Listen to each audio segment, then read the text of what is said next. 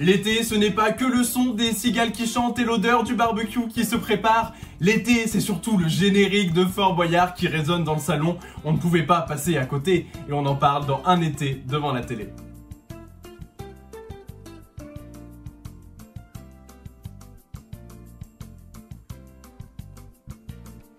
On voit Passepartout et le Père Fouras pour la première fois le 7 juillet 1990.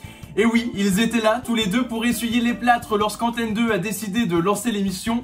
On ne va pas se mentir, l'image a un petit peu vieilli, mais le gardien du trésor, lui, n'a pas pris une ride.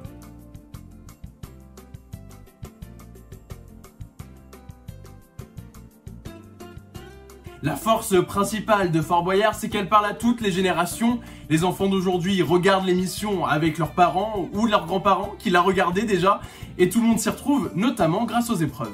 Depuis la création du programme, 650 épreuves ont été jouées dans les cellules. Parmi elles, certaines sont devenues cultissimes comme la lutte dans la boue, les jarres ou les cylindres.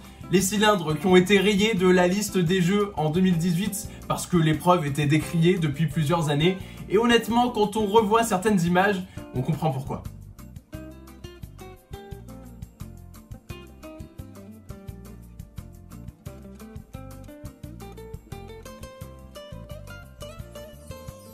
En 32 ans, l'émission a eu le temps de se transformer. Nouveaux personnages, nouveaux décors, nouvelles épreuves.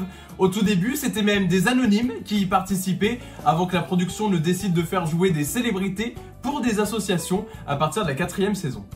L'émission a connu un changement majeur en 2010, le retour des anonymes et des épreuves en duel.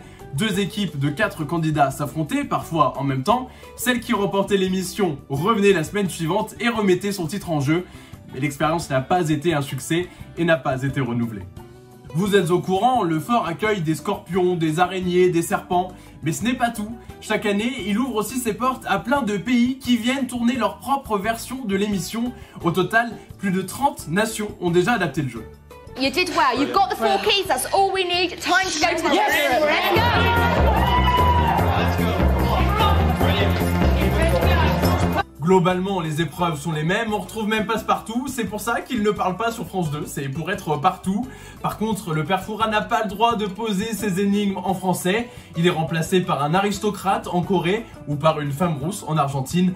En même temps, on peut le comprendre, hein, à 200 ans, il a peut-être un petit peu envie de lever le pied.